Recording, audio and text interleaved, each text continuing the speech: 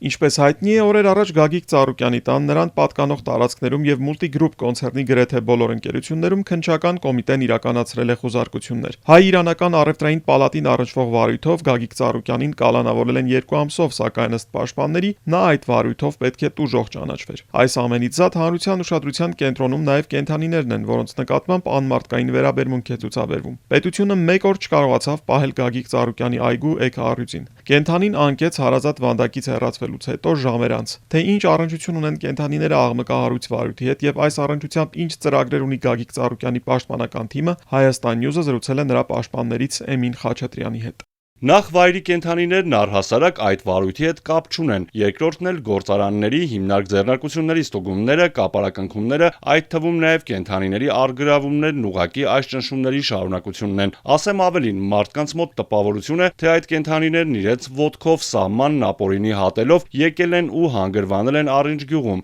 այնինչ իրականությունը լրիվ այլ է։ Կենդանիները բացառապես օրինական ճանապարհով ներմուծվել են Հայաստան, մաքսային ծառայություններում կատարվել են մաքսային բոլոր գործողությունները, իսկ այդ փաստաթղթերն առկա են նաև պետական եկամուտների կոմիտեում։ Բացի դրանից, երբ պարոն Ծառուկյանը Երևանի կենդանաբանական այգուն նվիրում էր սպիտակ առյուծ, զեբրեր, սպիտակ արճ ու այս ցանկը շարունակական է, այդ ժամանակ որևէ մեկը չգիտեր, որ պարոն Ծառուկյանը նման նախասիրություն ունի եւ շուրջ 30 տարի է կենդանիներ է պահում։ Իդեպ այդ կենդանիները պահում է 100 անգամ լավ, քան կենդանիները կարող են պահվել կենդանաբանական այգում։ Հայտնի է, որ քննչական կոմիտեն էկոառյուծի անկման փաստի առթիվ առանձին քրեական վարույթ չի նախաձեռնի։ Առյուծի քննեցումից չարտնանալու հանգամանքները քննության առարկա կդարձվեն այն նույն քրեական վարույթով, որով քննչական կոմիտեն իրեղեն ապացույց է ճանաչել առյուծին։ Իսկ թե պաշտպանական թիմը կենդանու անկման փաստի առթիվ ինչ գործողություններ է անելու, Խաչատրյանն ասել է.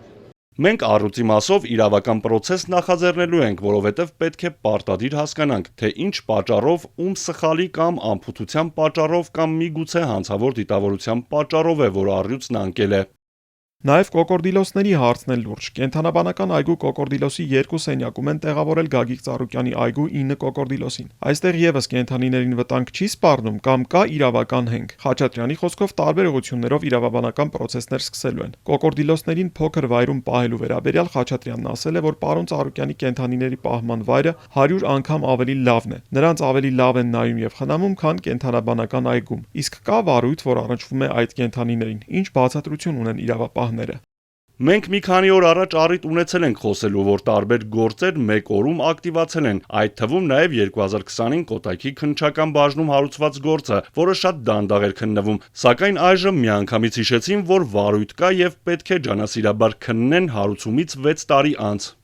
Հարցազրույցում լրագրողը հետաքրքրվում է նաև, թե հանրության քննարկման առարկա դարձած խրտվիլակների մասով ինչ տեղեկություններ կան, որտեղից են բերվել այդ խրտվիլակները եւ երբ են հասել այդ վայր։ Տարիներ առաջ այդ խրտվիլակների սենյակը քննչական մարմնի կողմից զննության ենթարկվել է։ Այդ ժամանակ հայտարարել ենք, որ դրանք դեռևս 90-ականներին են կատարվել, եւ երբ տեղերը լրացել է, որևէ որոշ չի կատարվել։ Ի վերջո, այդտեղ մեծամասամբ այնպիսի կենդանիներ են, որոնք Հայաստանում հնարավոր չէ որսալ։ Այդ խրտվիլակներն էլ օրինական ճանապարհով են բերվել Հայաստան։ Ես կարող եմ հիշել, որ մենք մեր ասածները հիմնավորելով բազմաթիվ փաստաթղթեր գտանք տարբեր լեզուներով եւ ներկայացրեցինք իրավապահ մարմիններին։